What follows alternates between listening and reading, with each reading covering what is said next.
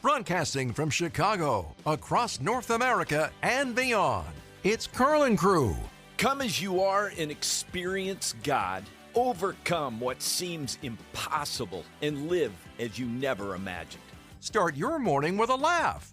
Cold spaghetti's great. Okay. I disagree. No, I guess not. No, I guess, certainly it is I guess not. no. Okay. Well, Well, man, I'm going back to my bachelor days, I guess. I thought cold spaghetti was universally loved. I've never been known for like high levels of coordination. That's just, and it feels like I've never been known for high levels of coordination. Delivering the truth daily. if it were possible to have every worldly gain available and you're forfeiting your soul, there's no amount of gain that would make it worth it. Our own way never ever works because it's apart from the life source, which is God. For me, growing up, love was always conditional and can be taken from you. Christ's love can't. And he went to the cross with my mind and my heart that night. Now from the Call of Hope Studios, this is Carlin Crew. I gotta get some fresh pictures of Blaze, guys. Boom Crew, you gotta see this guy. What is he now? What's the date today? What is it? It's the 17th of June. Boy, he's coming up on 9 months old. Already? Isn't that something? Wow, that I've was had this quick. guy almost 7 months. Boy, I love that guy. Early this morning, I opened up the kennel door and he got up and he looked at me like, I got to go to the bathroom. But man, I was really loving sleeping. And he's like every teenager, right? Yeah. Hard time getting up. I really got to go, but man, it's hard to get off this thing. And took him outside. So I've been obviously walk him every day, long walks. If I don't take him out for a 40-minute now. And by the way, it is full tilt. I've got to somehow time this. I think I'm walking at about 4.5, close to 5 miles per hour.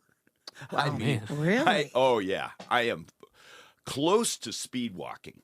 Do you wear a watch or anything to track your steps or anything? Yeah, I've got my smart ring on, so yeah, the amount of steps I get in one go is probably, I don't know, 5,500 or something. That's a brisk walk. Yeah, it is a brisk walk. And I mean, we're going. And this guy, his legs are so long. He's just, in case you're new to the show here, I've got Blaze Pascal. That's what I named him after. So Blaze, I went to Alaska and got him from a guy named Mitch Seavey, who's won the Iditarod 3 times. And he's the result of 19 generations of breeding for top flight Iditarod dog, right? Which is bred for good feet that can handle wear and tear of the snow, mile after mile after mile. A good appetite, big importance. Dogs that can't eat under pressure can't compete under pressure. They got to have a certain amount of calorie intake because they're burning so much off. And I think the third virtue, well, there's actually 4 virtues. They can drink under pressure. They can hydrate. Some dogs get really tired and they don't want to drink. So those dogs don't make it into the breeding pool. And then the 4th attribute is they don't fight.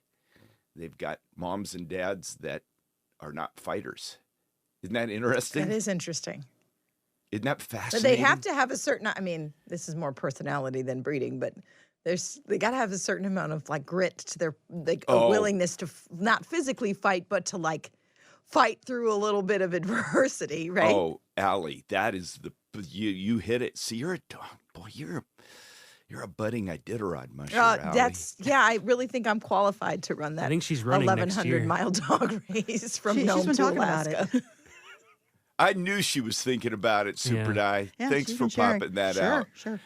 Yeah, no, they've got to be built for grit, and they've got to be tough, and they got to be competitive. And this guy, Blaze, he's got all of that, man.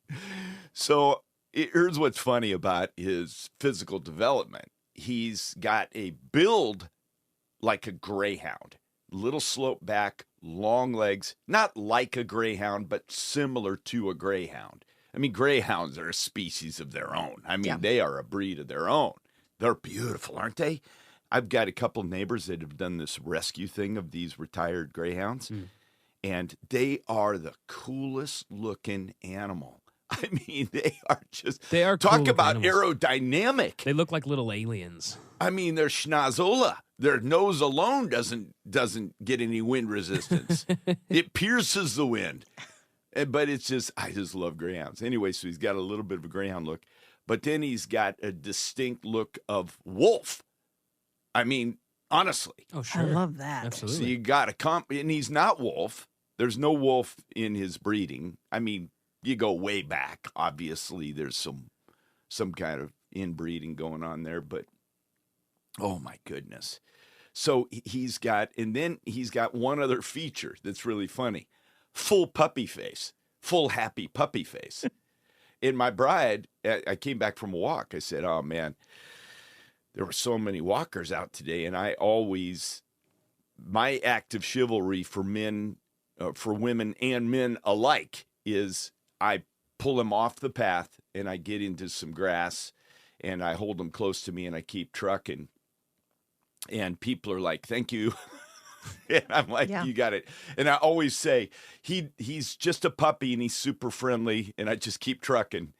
But I'm wanting people to know around the neighborhood, he's a good boy and he's not going to hurt him. And he wouldn't hurt him at all. There's no way. He's a licker, not a fighter or a biter, I'll tell you. But I appreciate that you do keep him close to you. Yeah, because as I'm coming, some people will cross the street when they see him coming from a long ways away. Oh, wow. And I'm like, oh, no, I wish they knew Blaze. And just let him go next time. Let him run at them and see. And then show him how nice he is. That is one of my pet peeves.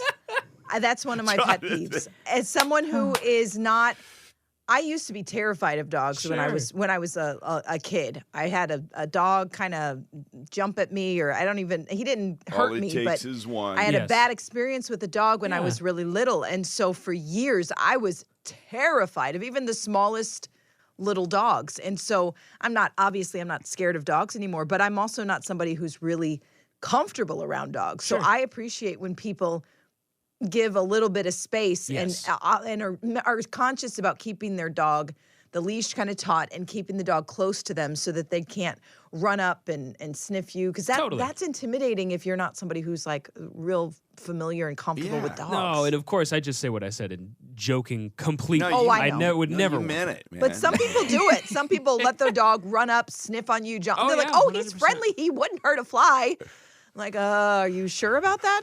Have you told him this? Yeah. Why is that blood pouring from my calf? Let's not test that theory. So I pull him out of the way.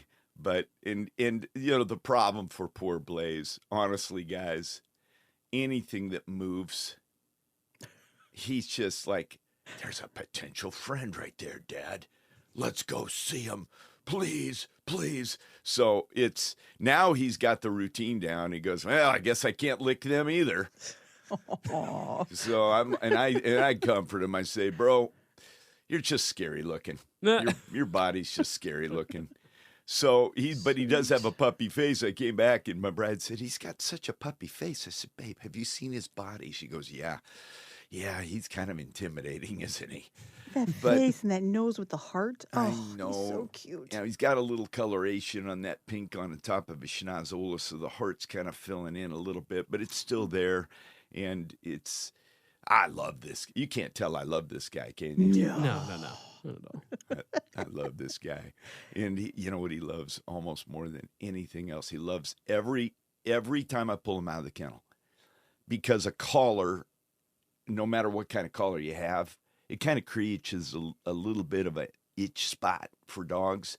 So you want to get underneath the collar, and I'll scratch his neck, and I'm scratching away. And my routine is, I love you, buddy. You're a good friend. I love you so much, Blaze. And I'm scratching, and he's looking up at me like, oh, a little longer, a little lower, a little on the top there.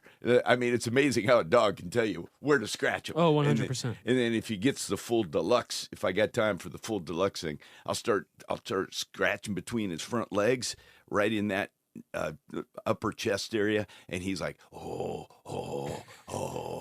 yeah, get that one a little bit more. It's the coolest thing on the planet. But here's the interesting thing. We've been talking about chivalry all week, and it is because chivalry has a few different components. It's kind of a Middle Ages thing, Knights of the Round Table, but warrior for sure. But honor was a big thing for all people. There was justice pursuers. That's what they were. And they were especially good and honorable toward women. And I want to tee up a fun little question here because it comes in a lot of different ways. What is one act? And I'm asking you ladies in particular here because you get to put on display how real this is. Allie did it yesterday with a cool little story. But what is one act of chivalry you believe men should never stop practicing because you've experienced it? What is one act of chivalry you believe men should never stop practicing because you've experienced it? And I'm talking about no matter how culture changes. And your vote, ladies, is don't stop doing this. We'd love to get your phone calls on this one, ladies. What is it? What's that act of chivalry? It's like, keep them coming, man. And you got a little brief story to share with it. 800-555-7898. Make the world a better place. Love it. I'm kind of getting goofy here. But we really can make the world a better place. Chivalry can do that. Absolutely. I think that it's because it's God's design. I think that it just goes that simple. It can make the world a better place because it's God's design. Even people who aren't believers in Christ can make the world a little better because they're operating within their being created in the image of God and doing something he made to be right. Yeah, it's kind of cool. So open them phone lines. Ladies, come on in. 800-555-7898. I think we're going to get some calls on this one, Allie. Let's hear from you, ladies. One act of chivalry you believe men should never stop practicing because you've experienced it. 800-555-7898. The gospel changes everything. Where else am I going to find peace, joy, eternal life not found in anyone else? You're listening to Carl and Crew. We're talking chivalry all week long, stepping in here for a little bit of just good old-fashioned fun, making the world a better place. And men, we want you to hear this because this matters. You got to hear from women sometimes. Man, that's chivalry. And I'm with it. I knew you were down with it, Allie. Taking your calls right now, 800-555-7898. What is one act of chivalry you believe men, ladies, should never stop practicing because you've experienced it? 800-555-7898. Now, there's some low-hanging fruit on this one, it appears, so I'm going to get in Barbara from Fort Lauderdale, Florida, first-time caller, and Kathy from Winter Haven, Florida at the same time. All right, Barbara, you go first. What is that thing for you? Oh, if they would just open the doors for us. I just think that that's so respectful of women. I agree. But now you got Kathy with you in Florida as well, Winter Haven. Kathy, you with Barbara on this one, huh? Absolutely. I think it's so nice when a man has walked in a restaurant, he sees you're behind him, he holds the door up until you get in. It's very nice. Like that.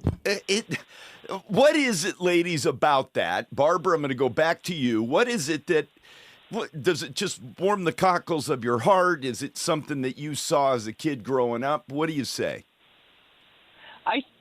Because there's sometimes a lack of respect for women, as there has been in the past, because all throughout history, women have not had their side of the story. So I feel that this just shows the fact that you acknowledge the fact that I am a woman and that I can go forward in front of you unless you're in such a big hurry. You know? Yeah. And it's not excusable because you can't be in that big of a hurry. God's not in a hurry. Barbara, that's great. You know, Kathy, the funny thing about Jesus is he was the most egalitarian guy to come along by the time he landed there in the Middle East, in Jerusalem. It's a cool picture still to this day, isn't it, Kathy? Yes, it is. It is. And I was a teacher, high school teacher, and the kids always waited till the very last millisecond to walk into the room. And the boys are about knocking the girls down to get in the door. And I make them stop and let the girls go first. Why? Why? Because so you don't knock them over, you know? Yeah. But yes, and following Jesus on anything is wonderful. Oh, that is great. That is great. Barbara, first-time caller, Fort Lauderdale, and Kathy in Winter Haven, Florida. Thank you, ladies, for weighing in on this very same topic. How precious is that, Allie? A good old door held open for you still has style points. Let's get another quick call before we go to break. We're taking your calls, by the way, ladies. Come on right now. What one act of chivalry do you believe men should never stop practicing because you've experienced it? Call us, 800-555-7898. Who do we have, Allie? Stephanie, first-time caller from Logansport, Indiana. Tell us, what is that act of chivalry men should not stop doing? You know, let's just say it. Let's put all the weight on opening doors, but that includes car doors. But also I want to add to that, pulling out the chair for your lady when you take her on a date. Yeah, there's something. Absolutely. Oh, that is great, Stephanie. That is great. Thanks for weighing in from Logansport, Indiana. Way to go. What a cool thing. We're off to a hot start here, Allie. Yeah, we have room for you if you'd like to call in, ladies. What's one act of chivalry men should never stop practicing? 800-555-7898. 800-555-7898. Helping you take the next step in your walk with Jesus. God longs for us today to seek Him and ask Him to move in ways that we never could. You're listening to Carl & Crew. Oh, my goodness. Phone lines are jammed. Absolutely jammed. We'll get as many as we can in here. Allie, let's go on this one. Here's the question. What's one act of chivalry, ladies, that you believe men should never stop practicing? 800-555-7898. Lori, first-time caller from Indianapolis, Indiana. Tell me, what is it for you that you think men don't stop doing this? So I agree with the other women about holding the door. That was my first thought. But my husband, whenever we are walking, whether we're walking on a sidewalk or along the side of a street, my husband has always positioned himself between me and the street. Yes. He always puts me on the inside, and he's always on the outside. And I always feel so secure and protected when he does that. What's your husband's name, Lori? His name is Sean, and he is the absolute best husband in this world. Oh, you are awesome. Give him a big old hug from Carl, would you? Big old bear hug. I will do that. All right. Way to go. Do that. Way to go, Lori. Thanks. Good. Thank you so much. Lucy from Elwood City, Pennsylvania. What do you say, Lucy? I would like to see men continue to give up their seats for women on public transportation or in a waiting room or something. I think it's just so wonderful. And so because like my husband says that women are the weaker vessel, not because they're physically more weaker. It's because that just like porcelain and crockery, they are more precious. Oh, that's the weaker vessel, and I love that. And because women, to consider women just more precious. Yep. Because God does. And yep. So, yeah. I love it. I love it, Lucy. That's a great one, and I'm a big believer in that. My dad taught me early on, if you got a seat and there's a woman standing up, you get your booty out of that That's thing, a big one. and you point her to it. Let's go to Dawn in New Orleans, Louisiana. What do you say, Dawn? To pause before they get out of the elevator to let you go forth. It's just so sweet and simple. Yeah, that is dynamite. Dawn, thank you for calling in. We got another one here, Allie? Looks like Birgit, first-time caller from Northbrook, Illinois. I think you're echoing one of our earlier calls. What do you say? Yes, that's what I was going to say. Walking on the street side Yeah. and walking with a lady. That's a big one. And I wasn't even aware of that one until my husband's insistent on that one too. And so at first I was like, what are you doing? Why are you moving me to the inside of the sidewalk? It is a sweet gesture. What do you say? 800-555-7898. Ladies, what's one act of chivalry men should never stop practicing? Oh, it's beautiful. These are just wonderful calls. These are just wonderful. Sandra, first-time caller, Tampa, Florida. What do you say? I say thank you. Thank you with a smile. When men smile, it's awesome. And they say thank you. That's beautiful. That's beautiful, Sandra. Thank you so much for calling in today. Oh, boy, did we get some feedback on this one, Allie. I know. It's like they just keep coming. You think I keep hearing ones that oh, yeah, that too. Oh, yeah, that too. I love it. Jane, you get final word here. First-time caller, Miami, Florida. What do you say? Hi. God bless you all for your wonderful program. And yes, when we're cold, men should offer their jackets and to us and even place them on our shoulders if allowed, if need be. Yeah, Jane, way to go, sister. Thank you so much for calling in. Great ideas here today. And these are powerhouse, aren't they, Allie? And I hope that you guys listening realize that these little acts, and sometimes it just takes a second. How long does it really take to open that door? It doesn't. Or to offer that seat? And it makes such a big impact. Yeah, it's huge. Let's be chivalrous, men. Your shot of hope to get you through the day. You are so loved. God does not want you to stay in your past. And I want you to know and believe that today. You're listening to Carl and Crew. Well, here we are, smack dab in the middle of chivalry. And boy, have we had some discussions this week already, Allie. I mean, it's been great. Just really looking at what does it look like biblically to be the kind of man that we need. Yeah. So if you listen to the radio at all, and I'm not talking our station, I'm talking any radio, you've heard MetaShare, and you've heard about Cure International, and who knows what else is going on. He's a great spokesperson, and his name's Brant Hanson. Brant, I want to begin with the unseen character of a man. And I know this is near and dear to your heart, but at the end of the day, without a healthy dose of humility that comes from really understanding the grace of God, we're going to go off half-cocked every time, aren't we, friend? Oh, totally. You can get all the right advice or like the right ideas and stuff, but if it doesn't come down to faithfulness daily, we're lost. We can go to a million conferences. We can know everything doctrinally. We can check every box. We can be physically fit. We can blah, blah, blah. But God's looking for loyalty from us.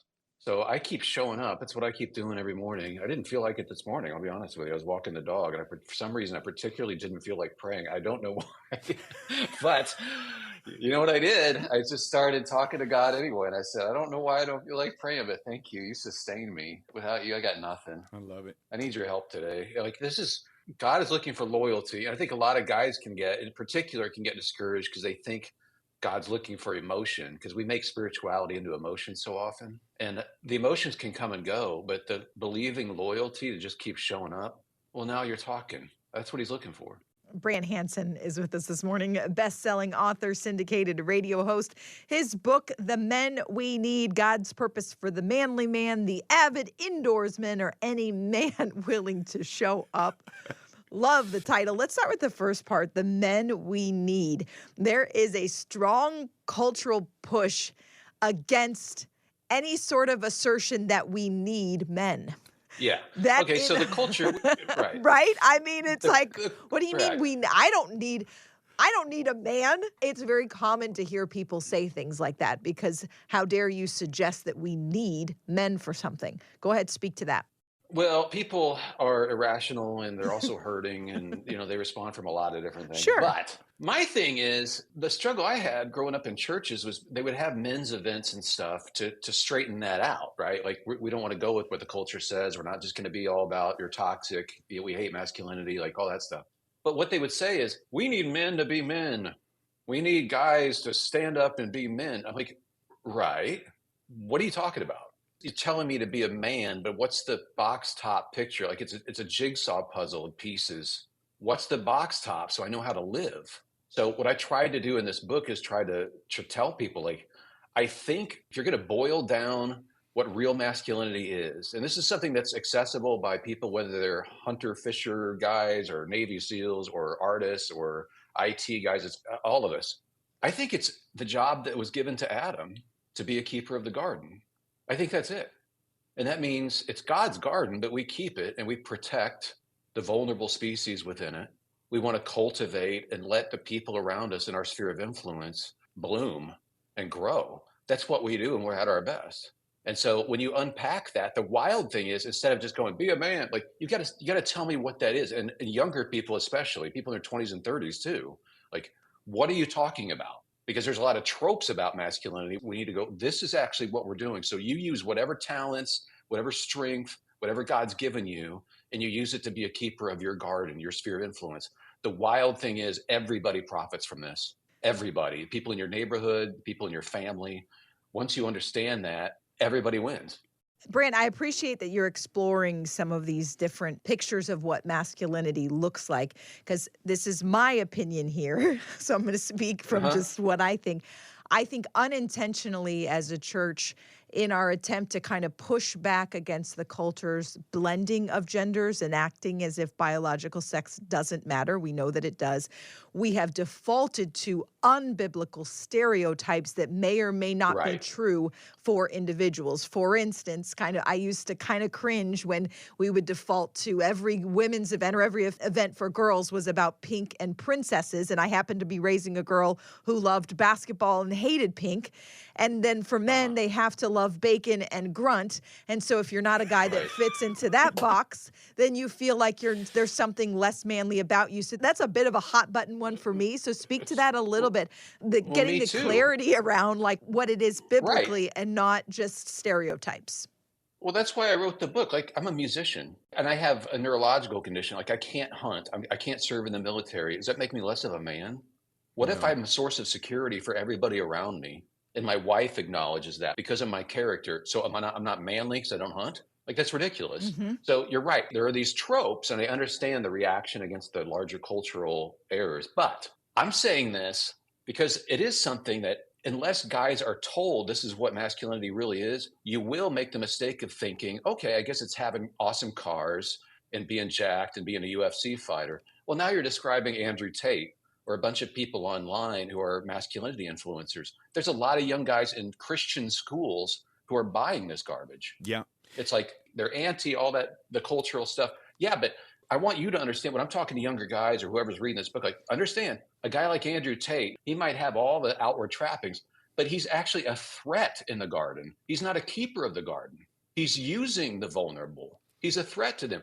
The real masculine person would be somebody who steps up and defends women from him. If you don't explain that to younger guys, the great news is, guys, once you do explain this, it takes about 5 minutes and guys are like, oh, you're right. I can explain this to an 8-year-old boy, and there's something so intrinsic in a man's soul.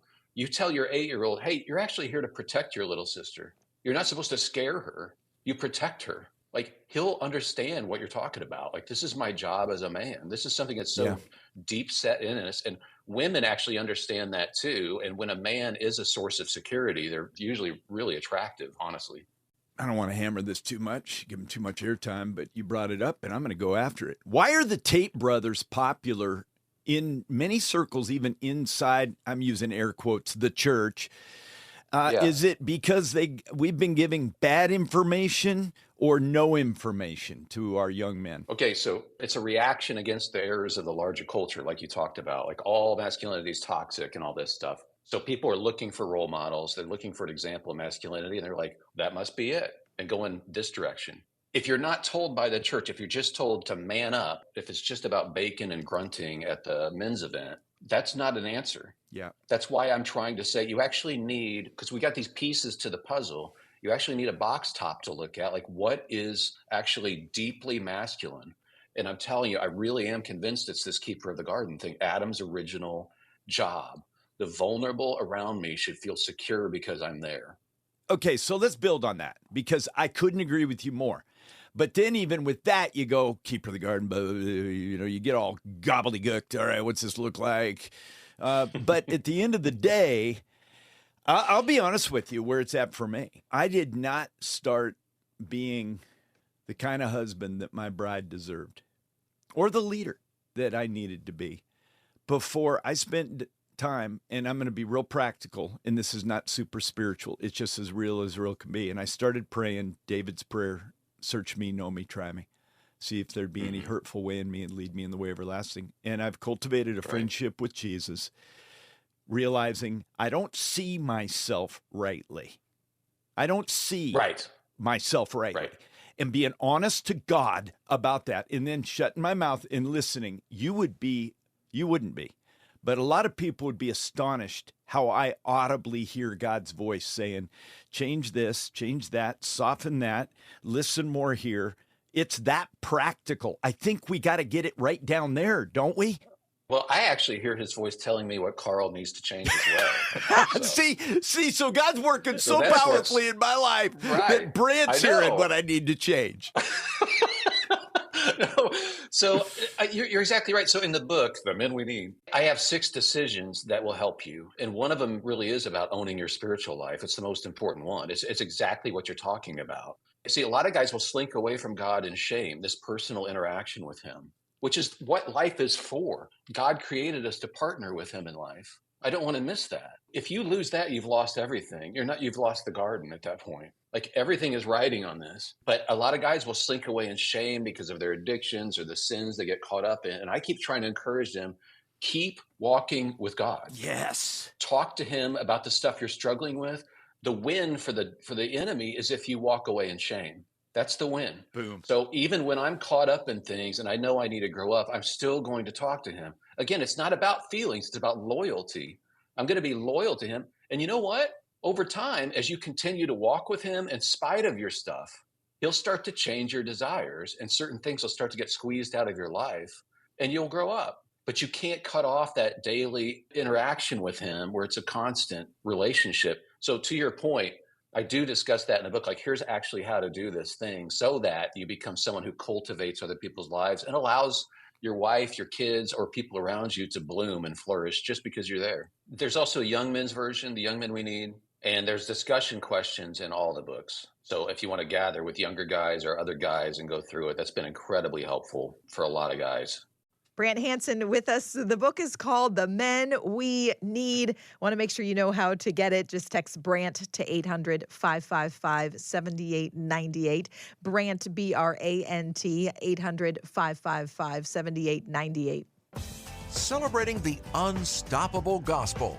It's not that I've got to fill in these check boxes so he's okay with me, but it's that I get to stand close to him so that I can experience the life that he has for me. You're listening to Carl and Crew. You know, chivalry is an interesting thing. It's kind of an archaic word for really a transcendent feature that's found in Scripture. Not a little glitch, but I mean a feature. When godly men begin to understand that as they humble themselves under God's mighty hand, God can begin to use you men in ways that are pretty astonishing. You begin to get breakthrough in your prayers when you live with your wife in an understanding way. When you're a leading, loving servant, sacrificing, laying down your life to love your bride as Christ loved the church. It's an amazing thing. But there's another little wrinkle here, and it's you dads.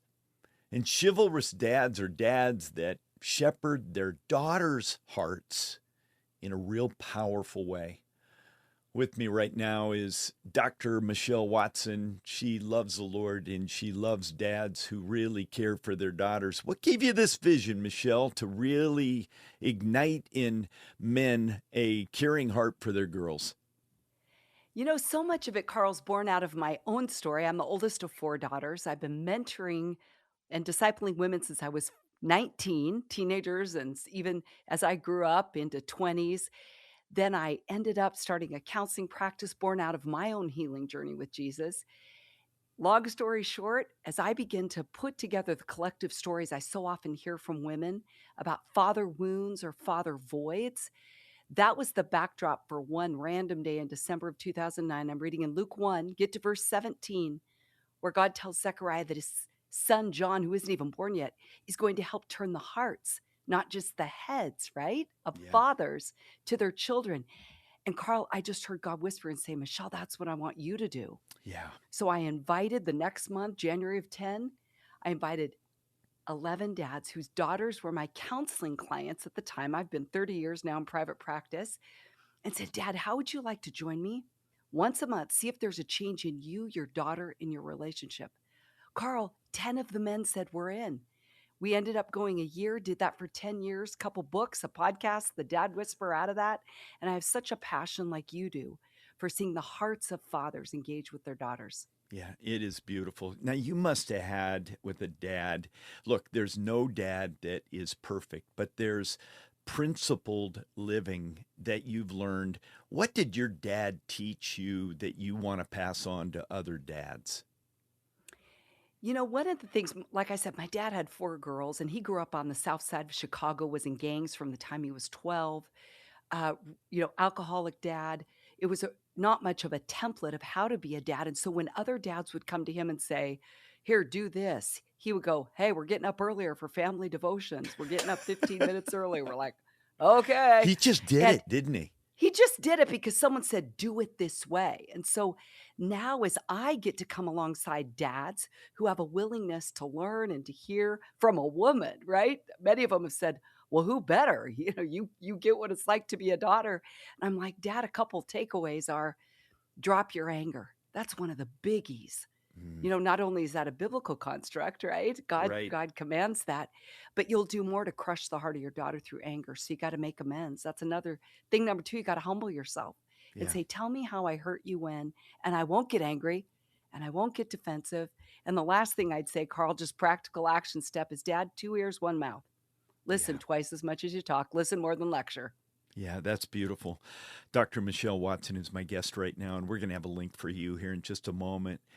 I think dads underestimate the impact they have on their daughters. They almost think, well, if my wife or the woman in her life probably has more influence on her, boy, nothing could be further from the truth, right, Michelle? Yeah, absolutely.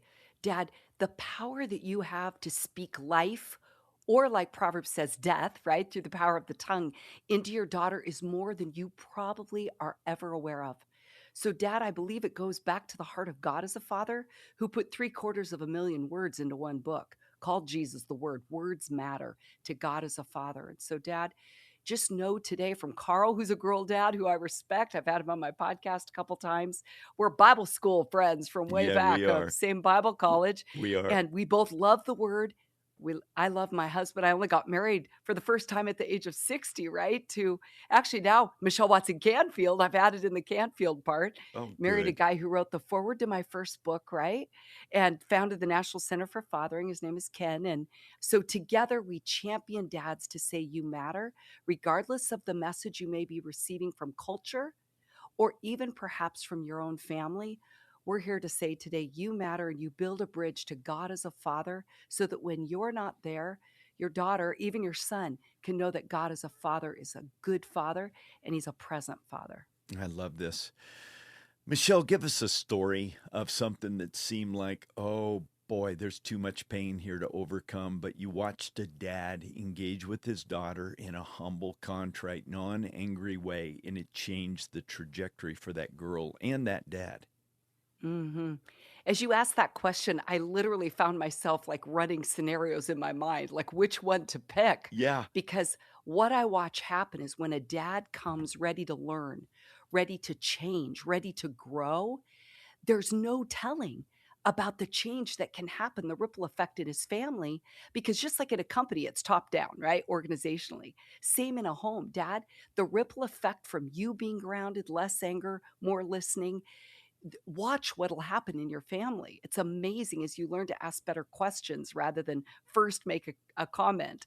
But a story that comes to my mind is a dad who had an 8th grade daughter, Maddie.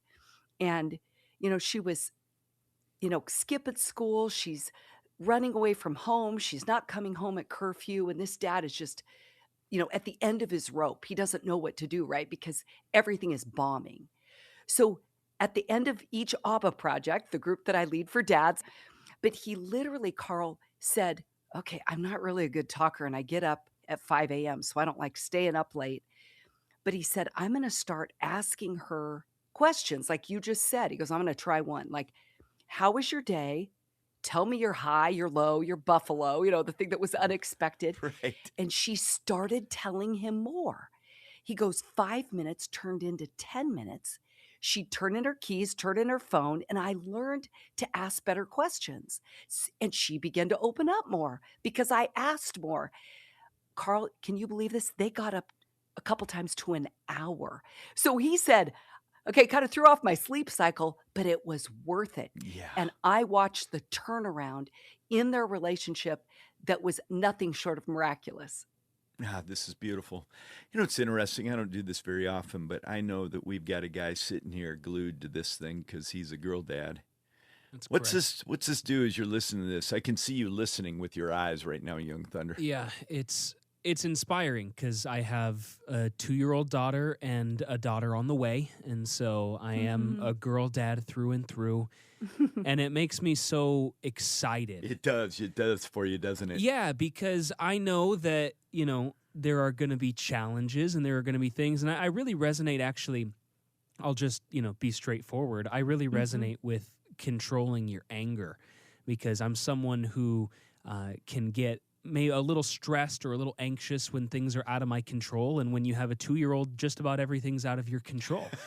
And so I'm really resonating with the conversation because this is so important. And I recognize the effect that I have on her even at 2 years old. Yeah. I recognize that when I'm walking with the Lord and I come home from work at the end of the day, she runs and gives me a big old hug. And even at 2, I'm asking her about her day and how it was. And I can see how she responds and the joy she gets. So I see it. Yeah, he's off to a good start, right, Michelle? Yes, absolutely. Because you are a mirror for your daughter to see herself. So when your face lights up, we call that joy. And when there's a joy exchange between a dad and a daughter, she'll internalize the joy you have in seeing her. And that is one of the best antidotes, preventative measures for your daughter and your daughters, plural, Jonathan, not being drawn later to what I call the dudes and the duds, because she's getting what she needs from dad. Yeah, Amen. The dudes, the duds, but that. rather dad. What about dads? Because we got a lot of dads listening right now that their daughters are long since grown, or maybe they're just about to head out of the home. How do you reclaim time that was lost? I know there's a lot of dads right now going, I lost it. It's gone. What do you say, Michelle? Well, first of all, that's a lie. Because the father of lies, right, is a counterfeit father. He's against fathers and he wants to lie to you because that's what he does. He lies. He has a PhD in liology to tell you it's too late. There's too much time lost. But as I said at the beginning here, is come with humility. If you have a daughter that is launching from home or is even married, she still needs you. Yes, maybe in a different way, of course, in a different way than before. But don't believe the lie that you are unimportant as she grows up. In fact, in many ways, Dad, she needs you more. But I can tell you about a conversation I had with a 17-year-old just this week who just graduated from high school. And she said, I don't want my dad to know that much about me because I'm tired of the lectures. I'm tired of him not hearing what I'm going through, but just telling me what to do. And I'm saying to her, here's the research. You need your dad in your life. Let's work with communicating to your dad what you need.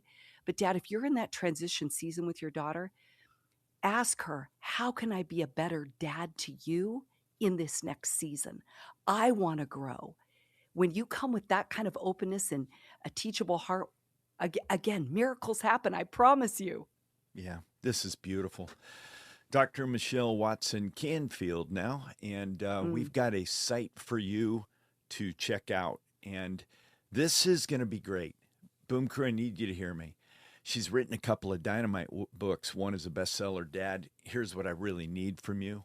A guide for connecting with your daughter's heart. She also wrote Let's Talk, conversation starters for dads and daughters. But she's also the founder of the ABBA Project, and it's an educational process group forum for dads of daughters age 13 to 30, guys. So she's going to be launching this again in the fall. I want to encourage all you men to be bold. Be the initiating men today. text the word daughter and get hooked up with Michelle's ministry. I know you're going to benefit from this, men. And if we could have a spiritual awakening around dads shepherding daughters' hearts, look out. Text daughter to 800-555-7898. One word, daughter, to 800-555-7898. This could be one of the most transformational interviews you've heard in a long time, men. Text daughter to 800-555-7898. It's Carl and Crew on Moody Radio. Guess what, guys? Bottom of the hour. You know what time it is on this Wednesday morning. Making herself laugh no matter who joins her. It's time for Allie Thinks It's Funny. Well, since we've been talking chivalry this week, one of our callers mentioned earlier that it's chivalrous for a man to allow the woman to exit the elevator first. Yeah. Uh-huh. In Britain, they call it a lift. True. Americans call it an elevator. I guess we're just raised differently.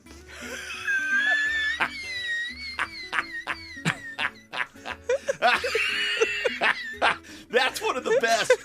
Oh, I'm getting a stomach ache. Oh, that's great. I the gave accent it is my, I gave it my everything. best try. You It was. did I know good. it was bad. It was No, bad. It was, Allie, it was but good. So it sounded Australian. Jonathan so did what? say at some point in time in recent history that the accent ones really, those really are Oh, just no, those are the ones. some of my those are the finest mustard. material. Your finest work. But So- wait, there's more. There's more. I'm laughing and wiping tears This out of is my eyes. this is a bit of an animal joke, not the farm, not the farm Oh, though. okay. Unless there are elephants on the farm, which Not last I usually. checked there are not. No. Why do elephants giggle anytime someone plays the piano? Anytime a piano starts playing, if there's elephants in the room, they will giggle I didn't know that. without I got fail. I'm not going to guess. I think I got it. Because it tickles their ivories. Yeah. that. Carl's getting better at anticipating the No, punchline. I thought I had one earlier today, but You didn't. I didn't. Yeah. Text jokes to 800-555-7898. We'll just leave it at that. Text jokes to 800-555-7898. Grab the jokes and share them. Put the music behind it. It always, always adds to the fun. Music behind it.